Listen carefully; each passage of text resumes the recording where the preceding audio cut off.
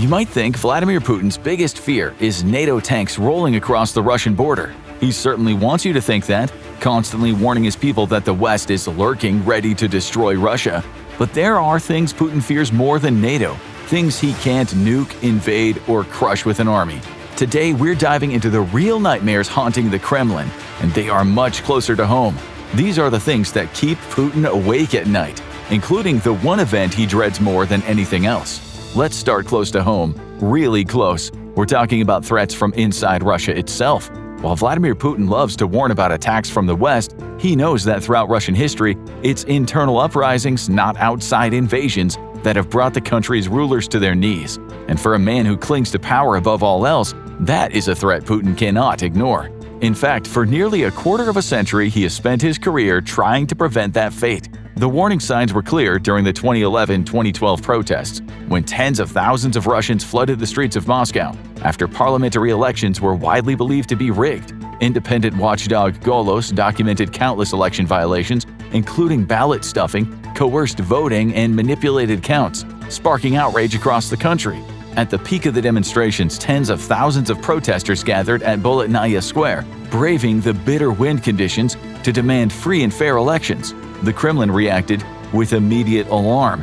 Fearing the repeat of the so-called color revolutions that had toppled governments in Georgia and Ukraine, Putin moved to crush dissent. In 2012, he signed the Foreign Agents Law, forcing non-governmental organizations receiving foreign funding to register as foreign agents, a label historically associated with treason. Over the next few years, new laws restricted public protests, tightened controls on political opposition, and expanded surveillance of ordinary citizens. The fear only grew more acute in 2021 when opposition leader Alexei Navalny returned to Russia after surviving a brazen poisoning attempt and was immediately arrested. Navalny's arrest sparked a fresh wave of mass protests. Almost 1,800 people were detained across the country, according to OVD Info, an independent Russian human rights organization. Russian security forces responded with brutal efficiency. Amnesty International documented numerous cases of torture, beatings, and inhumane treatment of protesters in custody, signaling just how far the Kremlin was willing to go to stamp out dissent. By the end of 2021, the crackdown appeared to have worked. Yet, even as public displays of dissent diminished, the fear within the Kremlin remained. Putin understood that surface calm did not mean deep loyalty.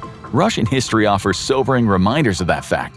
In 1917, it was not German forces that toppled the Romanov dynasty, but mass protests over food shortages and political repression. And in 1989, it was ordinary East Germans breaching the Berlin Wall, not NATO bombers, that ended communist rule. So with those history lessons, Putin is acutely aware that mass dissatisfaction, once unleashed, can spread faster than any army. Yet signs of public discontent continue to simmer. The ongoing economic hardships, the drawn-out war in Ukraine, and the steady isolation of Russia from the global economy are all pressure points that could one day erupt. With that in mind, Putin is not leaving anything to chance. While he projects strength abroad, he is clearly haunted by the possibility of rebellion at home. So much so that in 2016 he created the National Guard of Russia, or Rosguardia, a powerful internal security force loyal directly to the president, rather than the traditional military command. Estimated to number around 340,000 troops, Rosguardia's primary mission is not to defend Russia's borders, but to crush internal dissent. So a protest can be quelled, but a nation in financial despair, not too easy to dismiss. Which brings us to Putin's next big fear, a collapsing economy. As Russia's economy buckles under the weight of war, sanctions, and global isolation, the risk grows that public dissatisfaction could turn into full-blown rebellion. It's a threat no amount of censorship or riot police can easily suppress.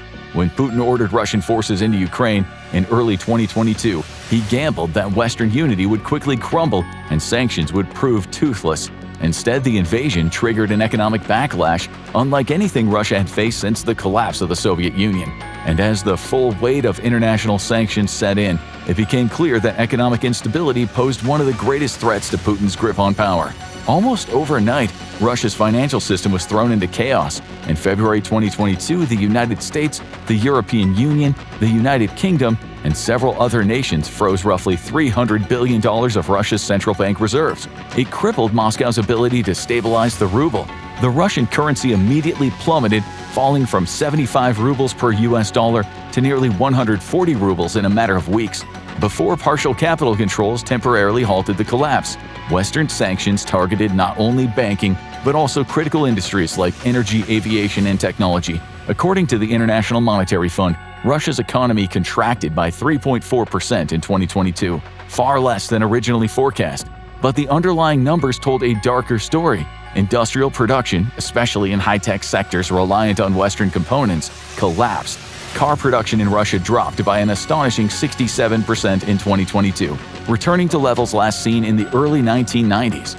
Foreign companies critical for jobs and investment fled in droves. Yale University's Chief Executive Leadership Institute compiled a detailed list of the firms that have left Russia and found over 1,000 major corporations exiting by mid-2023, including global giants like McDonald's, ExxonMobil, Apple, and BP. The mass exodus destroyed tens of thousands of high-quality jobs almost overnight. Ordinary Russians felt the effects almost immediately. Inflation surged and prices for basic foodstuffs like sugar, cereals, and cooking oil skyrocketed. Potatoes are 90% more expensive today than they were at the beginning of 2024. While the Kremlin attempted to project resilience, cracks continued to widen. Analysts from Bloomberg Economics projected that Russia's economy would be 5% smaller than it would have been without the sanctions, wiping out a decade's worth of growth. Meanwhile, the Russian government was forced to burn through its sovereign wealth fund to cover budget deficits, with withdrawals totaling around $55 billion between 2022 and 2024. Despite desperate efforts to pivot toward China and India for trade, Russia remains heavily isolated from critical Western technology and capital. The IMF warns that even if the war ended tomorrow, sanctions and economic scarring would linger for years, locking Russia into a low-growth trap. For now, the Kremlin survives on high oil prices and heavy-handed economic control. But if energy revenues fall, or if ordinary Russians grow tired of shrinking wages, crumbling infrastructure, and a disappearing future, the economic pressure could ignite the very internal unrest Putin fears the most. History shows that in Russia, it's not always armies that bring down regimes. Sometimes it's empty shelves, angry crowds, and lost hope. And economic collapse is one enemy Putin simply cannot arrest, censor, or silence. It's not only weakening the foundations of the regime, but creating another of Putin's fears: the loss of its best and brightest. A side effect of Russia's economic collapse has been the long-term brain drain. The innovators, entrepreneurs, the very minds that Russia needs to modernize its economy and compete in the future are leaving the nation. Even the Kremlin's own figures estimate that over 800,000 people, many of them young, educated professionals, fled the country in 2022 alone. The war with Ukraine is a big part of the exodus. According to a report by Al Jazeera, nearly 1 million people left the country between 2022 and 2023, the largest emigration since the fall of the Soviet Union, either in protest of the war or to avoid conscription. "I no longer have a country. I no longer have a homeland," said Yevgeny Koskarov, 38, who left Russia in 2022 with his wife and a 1-month-old son. "This is a trivial, simple thing, but what I want is to feel the ground under my feet and to understand what tomorrow will bring." Koskarov and others like him represent a slow bleed that could destabilize Russia from within. But if internal dissent and economic collapse represent serious threats to Putin's rule, the next fear cuts even deeper because it's a power he has cultivated himself: losing control over the media. For 2 decades, Putin has built an information fortress around Russia, shielding his people from the outside world and carefully rewriting reality to suit his narrative. But in a world defined by digital connection, cracks are appearing in the walls. Censored news slips through, images are leaked, and rumors spread faster than the Kremlin can contain them. And for an autocratic leader who depends on absolute control, those cracks could one day prove fatal. When Putin first took power in 2000, Russia's television channels were quickly brought under state control. An estimated 65% of Russians still rely primarily on television for their news, according to a 2024 survey by the independent Levada Center. Major broadcasters like Channel 1, Rossiya 1, and NTV all push government-approved narratives. They craft a reality in which Putin is a heroic defender of Russian sovereignty, and Western democracies are chaotic and decadent. But while television dominance served the Kremlin well in the early 2000s, the rise of the internet has created a news stream he can't totally control. In 2022, following the invasion of Ukraine, authorities blocked or restricted access to major Western news outlets, including the BBC, Deutsche Welle, and The Voice of America. The Kremlin accused them of spreading false information, and social media platforms like Facebook, Instagram, and Twitter were either banned or heavily restricted. YouTube, though, is still technically accessible, but under the constant threat of censorship. To further tighten control, Russia accelerated its long-term project known as the Sovereign Internet. Enshrined into law in 2019, this initiative allows Russian authorities to isolate the country's internet infrastructure from the global web, creating a system that can be cut off in times of crisis. While technically ambitious, reports from Russian cybersecurity experts suggest that a full isolation remains difficult and patchy, leaving vulnerabilities that the Kremlin cannot fully seal. Despite these efforts, alternative information continues to seep through. Independent media outlets operating from abroad, such as Medusa and Novaya Gazeta Europe, report millions of monthly visitors from inside of Russia, despite formal bans. Putin's fear is not just theoretical. Viral videos and social media posts documenting anti-war protests, military blunders, and economic hardship gained traction despite state censorship. Studies by the Atlantic Council's Digital Forensic Research Lab found that Telegram, a platform notoriously difficult to police, has become one of the most influential sources of uncensored information in Russia, especially among younger audiences. Faced with this erosion of control, the government has resorted to more extreme legal measures. In 2022, Russia passed new laws criminalizing so-called fake news about the military, punishable by up to 15 years in prison. By late 2024, thousands of citizens had been prosecuted under these laws, according to human rights group OVD Info. Yet, censorship alone cannot fully reverse the changing information landscape. Reports warn that the Kremlin is fighting a losing battle against the invisible migration of younger Russians toward digital, globalized, and more skeptical sources of information. The generational divide is becoming clearer. While older Russians remain loyal to state media narratives, younger citizens are increasingly disconnected from them and less afraid to question the system. Without a monopoly on truth, the government's ability to justify hardships, maintain loyalty, and crush dissent weakens dramatically. In the 1980s, Soviet leaders faced a similar problem when glasnost policies unleashed a torrent of suppressed grievances, ultimately hastening the USSR's collapse. Putin, despite his obsession with avoiding Mikhail Gorbachev's mistakes, may find himself trapped in a new information crisis he cannot fully control. For an autocratic leader like Putin, losing control over the national narrative may seem catastrophic, but it is still something he believes he can manage. Internal dissent and economic collapse may trouble him, but we still haven't reached his greatest fear. Although, there is an important one that is right on his doorstep: Ukraine, a nation that is free, independent, and determined to chart its own future. It represents something even more dangerous to the Kremlin than internal unrest, economic ruin, or a free press. It stands as living proof that a nation born from the same Soviet past can break away, embrace democracy, and survive without Moscow's control. For Putin, the idea that Russians might one day demand the same future is a terrifying prospect.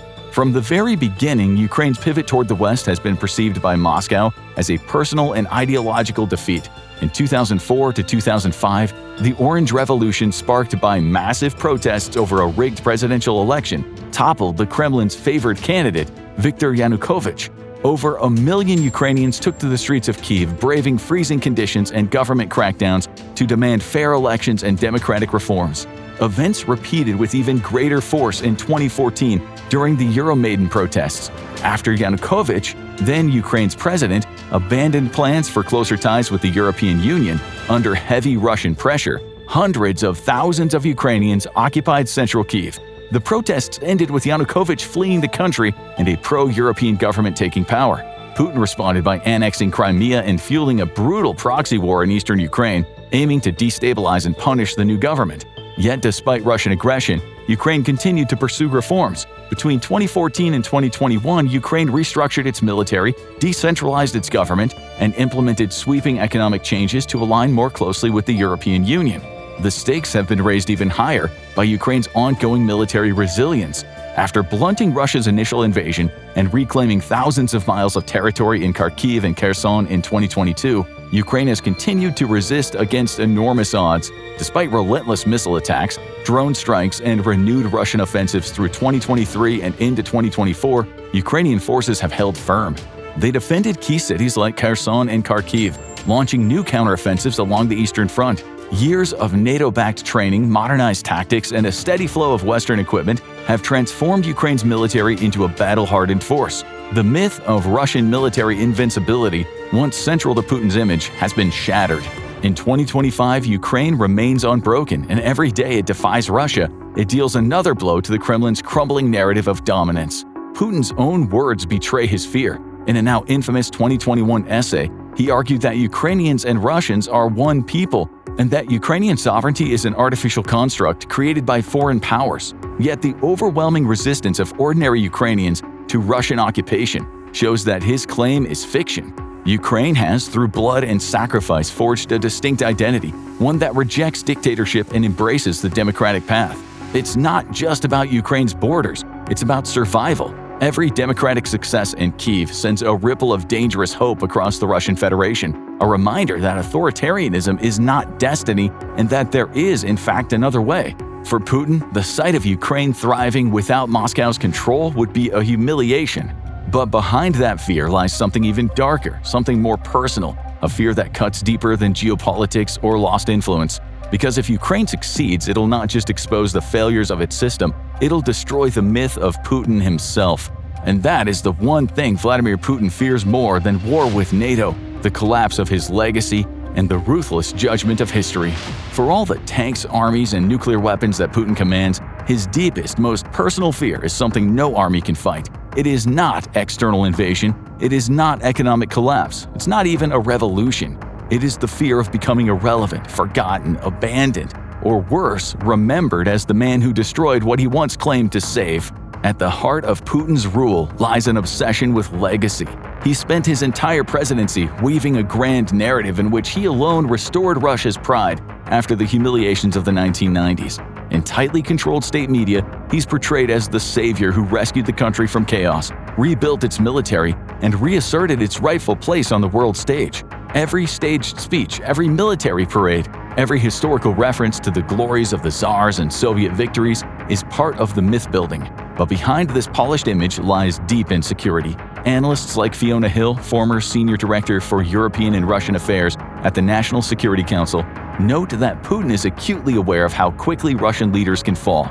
The ghosts of Nicholas II, who was overthrown and executed, and Mikhail Gorbachev, who presided over the collapse of the Soviet Union, loom large in his mind. Both tried to modernize Russia, both are remembered for losing it. Today, Putin faces the same terrifying prospect. The war in Ukraine has isolated Russia, crippled its economy, and fueled domestic unrest. Although he has compared himself to Peter the Great, Putin risks becoming a cautionary tale, a tragic, delusional figure who clung to lost glories while dragging his country backward. Worse still, even the myth of his invincibility is cracking. Behind closed doors, there are reports of rising paranoia inside the Kremlin. Security has tightened. Trusted allies have disappeared from public view. Rumors swirl of assassination plots and palace coups. Putin is no longer the untouchable strongman of old. He is a leader increasingly isolated from his people, from his advisors, and from the very system he created to protect him. Russian history offers little comfort. Few autocrats ever leave power peacefully. Many are undone by the forces they once commanded, eaten alive by the instability they thought they could control. As the pressure mounts from economic stagnation, growing dissent, and military failure, the grand story Putin spent 2 decades building may not survive him.